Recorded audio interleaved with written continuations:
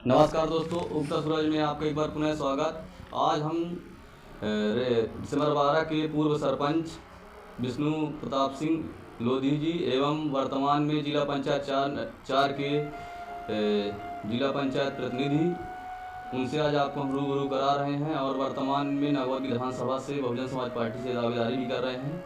आइए सीधे ले चलते हैं विष्णु प्रताप सिंह जी से। हेलो साथियों, नमस्कार, जय भीम। सर, आज जैसे कि आपका सरपंच भी है इसके पूर्व में सिमरवारा पंचायत से और जिला पंचायत वर्तमान में आप प्रतिनिधि कर रहे हैं, तो जिला सरपंच से जिला पंचायत तक का संघर्ष कैसा रहा है आपका? साथियों, मैं एक बात कहना चाहता हूँ। मुझे गांव के लोगों ने सरपंच बनाया। मेरी मतलब राजनीति करने का मुझे शौक नहीं था। मेरे अंदर एक सेवा भाव था, सेवा करने की एक ललक थी कि मैं लोगों के लिए कुछ करूं। अब मैं करता रहा, पता नहीं लोगों को कैसे पसंद आया। मैं लोगों ने मुझे पीड़ित किया, मतलब अपनी तरफ से पसंद किया और बोला कि आप ग्राम पंचायत के सरपंच बनिए, हमसे आपकी बड़ी उम्मीदें हैं, आज आप शायद सरपंच बनेंगे तो कुछ हमारे लिए नया करेंगे। साथियों, मैं 2015 में पंचायत का चुनाव लड़ा और लोगों ने मुझे भरपूर भारी मतों से चुनाव जिताया और मैं चुनाव जीता। और चुनाव जीतने के बाद साथियों, जो मेरे से हो सका तो पूरी मेहनत के साथ मैंने लोगों की सेवा किया है और गांव के जो निर्माण विकास कार्य हैं उनमें भी मैंने अपने तरीके से पूरे प्रयास के साथ काम करने की कोशिश किया भी हूं। साथियों, और इसी तरह मैं जैसे सरपंची चलाया, सरपंची में लोगों की सेवा किया। और मैं जब सरपंच था या कि पहले भी नहीं था, एक लोगों के मन में एक भाव होता है कि राजनीति करना है, भाई मैं सरपंच बनूंगा। दूसरे बगल की पंचायत का अगर कोई आदमी आ जाए तो उसे मतलब नहीं रहता। क्यों अलग टाइप की राजनीति करते हैं। उनकी सोच है कि ये तो मेरी पंचायत का है नहीं, मेरा इससे क्या लेना देना है, मैं काहे को इसकी मदद करूं, ये तो इसकी वोट की तो मुझे जरूरत नहीं है। साथियों, मैंने ये सब कभी नहीं सोचा, चाहे मेरी पंचायत का व्यक्ति हो या मेरे गांव का व्यक्ति हो या मेरे बगल की पंचायत का व्यक्ति हो या मेरे आसपास के और गांव और पंचायत जो है और क्षेत्र का कहीं कभी मेरे कहने का मतलब आदमी आया है। अगर जिले के बाहर का भी व्यक्ति आया है मेरे पास अगर उम्मीद लेके, तो मैंने उसकी सेवा करने का पूरा प्रयास किया है। मुझे लगा है कि अगर सामने वाला आज मेरे पास आया तो कुछ उम्मीद लेके आया होगा, तो मेरे मन में लगा कि मैं इसकी मदद कैसे कर पाऊं कि इसे कहीं ना कहीं मेरे द्वारा इसे राहत मिल पाए। साथियों, मैं इस भाव से लोगों की सेवा करता हूं। मैं नहीं कि मैं वोट वाली राजनीति नहीं करता। मेरा तो उद्देश्य है, मैं आज मान लीजिए कल सरपंच था, आज जैसे मेरी मैडम जिला पंचायत सदस्य है, मैं भी उनका प्रतिनिधि मान लीजिए, फिर भी मुझे नहीं लगता कि मेरे जिला पंचायत क्षेत्र का व्यक्ति है तो मैं इसके लिए कुछ करूं, या वो दूर वाला है तो मैं उसके लिए कुछ नहीं करूं। मेरे पास जो भी कोई आता है, कहीं का भी व्यक्ति आता है, तो मैं उसके लिए हर समय खड़ा रहता हूं। और मेरे अंदर एक और है, नहीं नेताओं के अंदर एक बात हो जाती है कि अरे यार चुनाव के समय ये वाला मेरे साथ भी नहीं था, वो दल वाला है, ये वाला है। मैं कभी नहीं सोचता, अगर हम हैं, हमारे पास कोई आएगा तो हमारा कर्तव्य है कि हम उसकी समस्या जो भी जैसे हो तो निपटाएं, करें, जो भी हमारे तरीके से मदद हो पाए तो हम करने का प्रयास करते हैं साथियों। हाँ, बिल्कुल, आपने कहा कि मैं पंचायत के साथ साथ में अपने आसपास की पंचायतों के क्षेत्र के लोग आए और मैं उनकी समस्या का समाधान किया।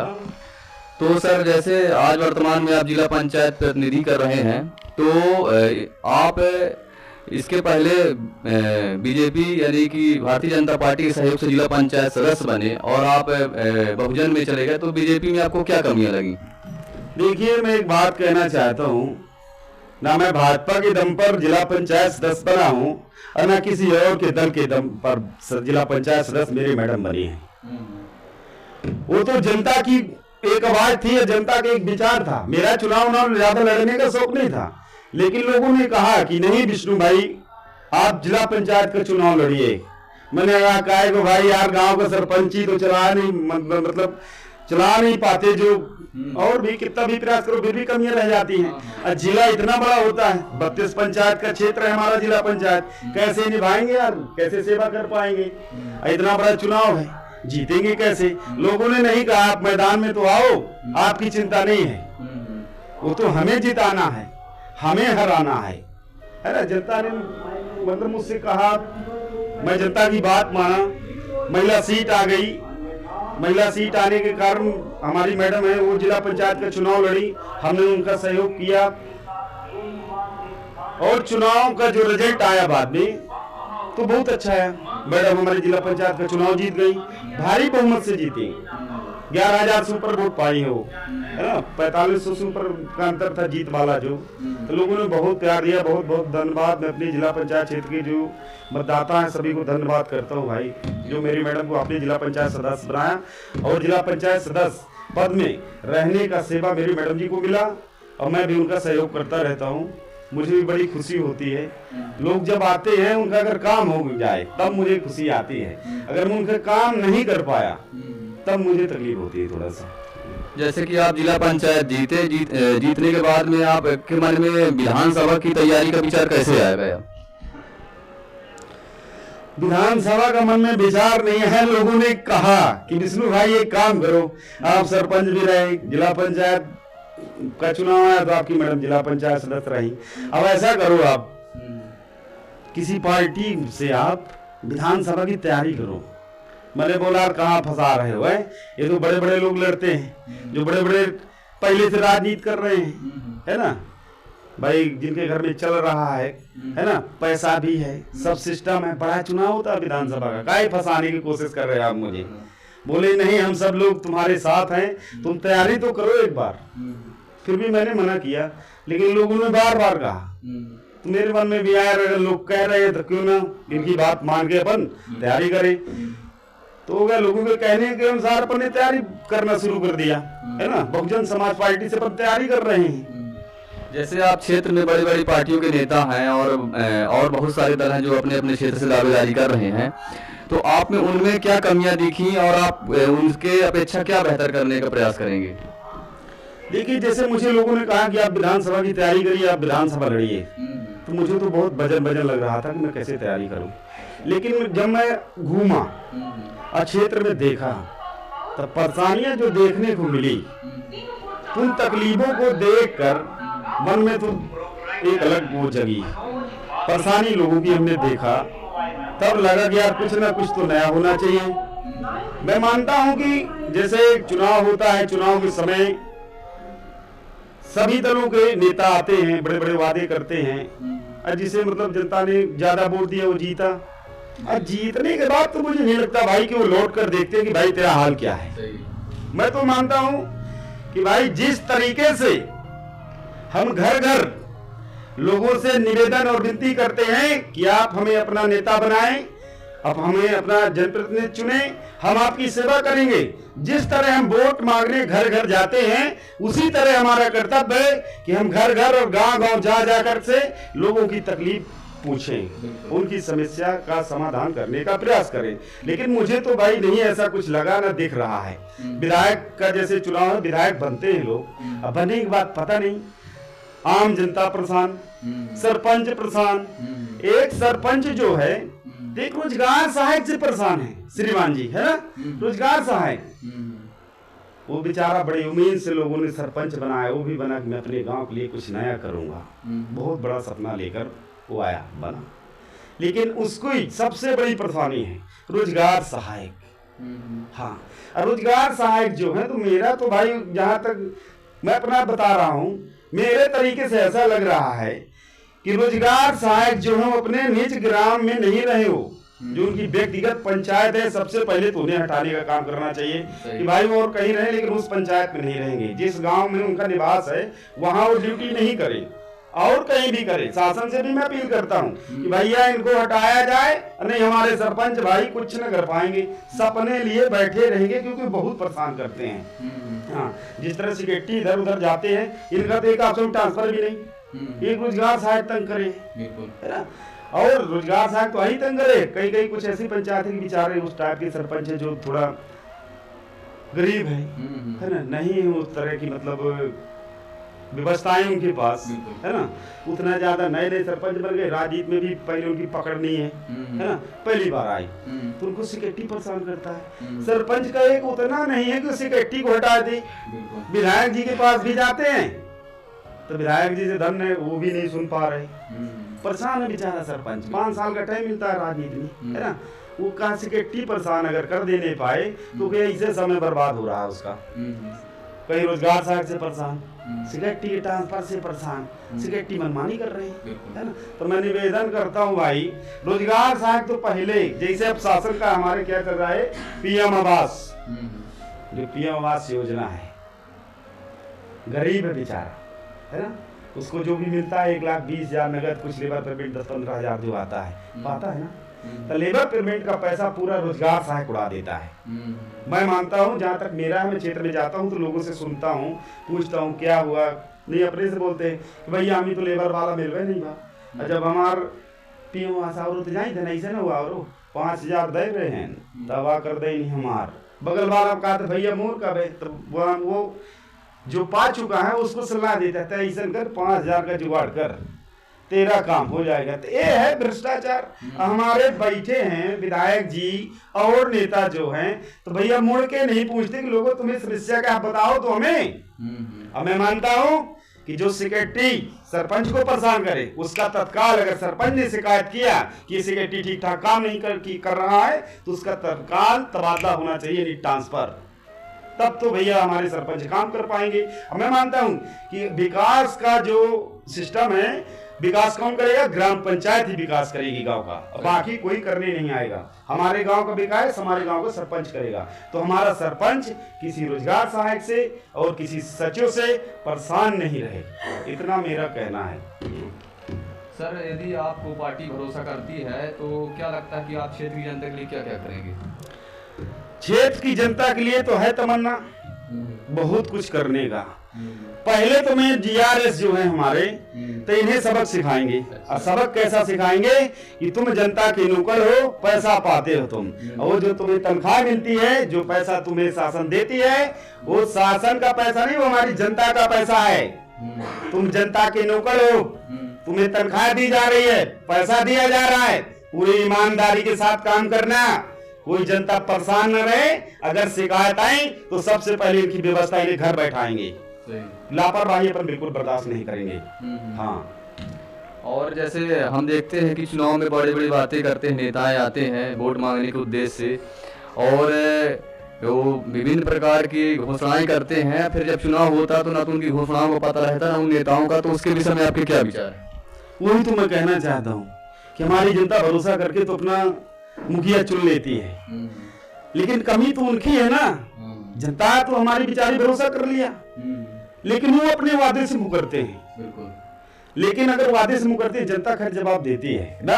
अगर जनता का नहीं सुन रहे, जनता के मतलब के नहीं दिखे, तो जनता जवाब उन्हें देती है, इसीलिए फिर उखाड़ के फेंक देती है।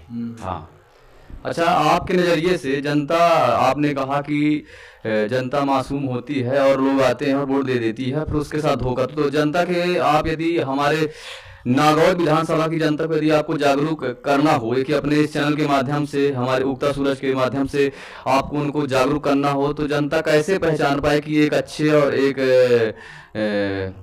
खराब नेता में क्या पहचानी है? भाई देखिए, हर नेता का ये विधानसभा जो चुनाव है, बड़ा चुनाव है ना। नेता का तो सबसे पहले उसका बैकग्राउंड देखना चाहिए कि इसके कारनामे पुराने क्या थे।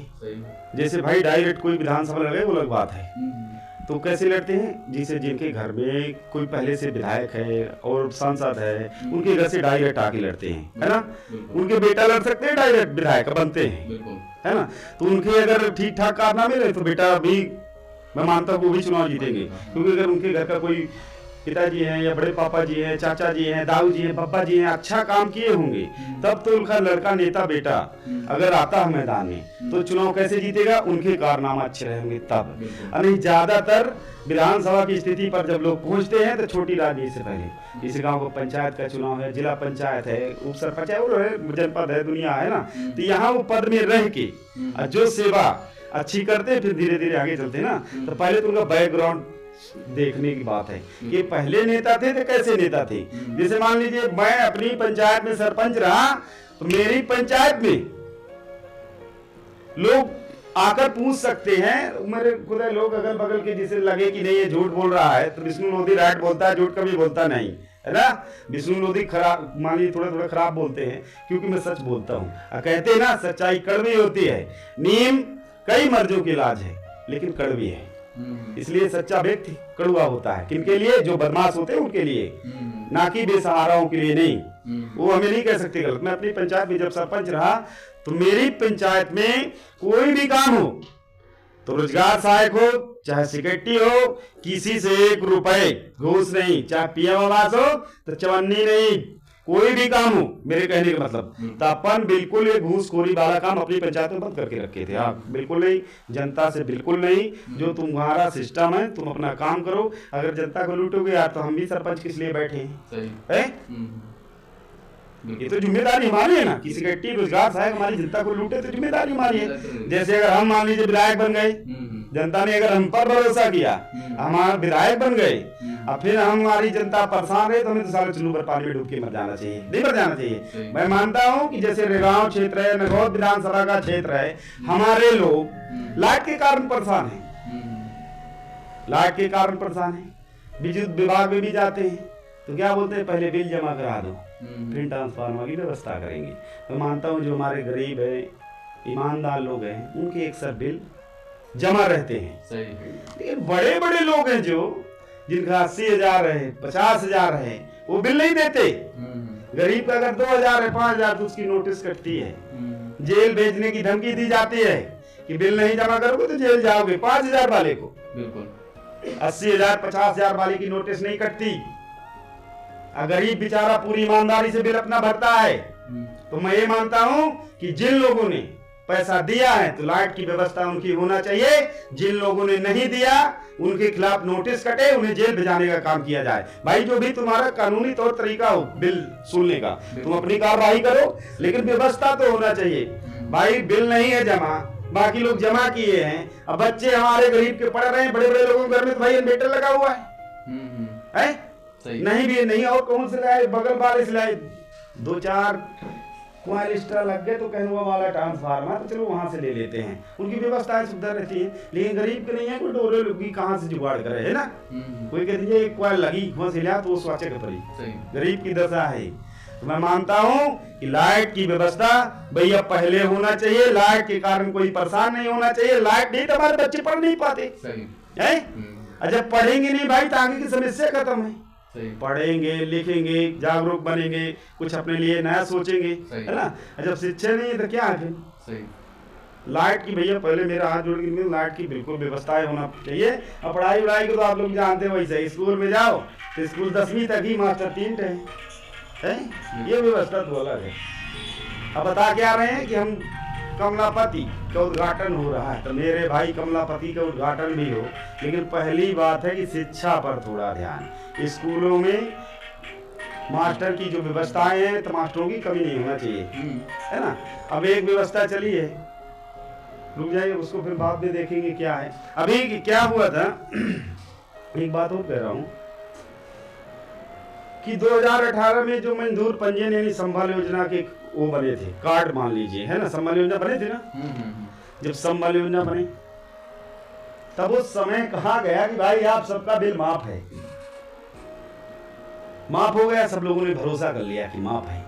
लेकिन बिल माफ कहा गया, लेकिन जब 2019 में ग्राम पंचायत की जब चुनाव हुए हैं, जिला पंचायत के, त्रिस्तरीय पंचायत के जब चुनाव हुए हैं, तब उस समय फिर एक तरफ से नोटिस कटी है, सबसे बिल सूला गया। जो 2018 में संबल योजना के तहत कहा गया था लोगों को कि आपका बिल माफ है, लेकिन वो बिल माफ नहीं था, झूठ बोला गया है, जनता के साथ बहुत बड़ा धोखा किया गया है, और बाद में फिर बिल सूला गया है। ये गलत है ना। बिल्कुल। क्यों भाई जनता को इस तरह चूतिया बना रहे हो। बेचारा को 5,000 था, नहीं दे पाए, माफ के चक्कर में था, जुड़ के ब्याज 10,000 हो गया, 9,000 हो गया, 12,000 हो गया। सही। तो कहीं ना कहीं ये जनता के साथ छल है ना, ये धोखा मानता हूँ, छल है, ऐसा नहीं होना चाहिए। बिल्कुल। हमारे क्षेत्र के जो विधायक भी है उनको भी इस बात पर ध्यान देना चाहिए, भाई इस तरह ना जनता को लूटो। सर जैसे नागौर में इसी चुनावी दौर में हलचल मची हुई, कोई भी पार्टी अपना प्रत्याशी अभी तक क्लियर नहीं कर पाई है, तो मैं देख रहा हूं कि बहुजन समाज पार्टी से भी बहुत सारे लोग दावेदारी कर रहे हैं। तो क्या लगता है कि आपको पार्टी भरोसा करेगी कि क्या आज का आपका समीकरण बता रहा है? देखिए ये तो पार्टी के ऊपर है। पार्टी किस पर भरोसा करती है? हम लोग 2-3-4 लोग दावेदारी करने वाले।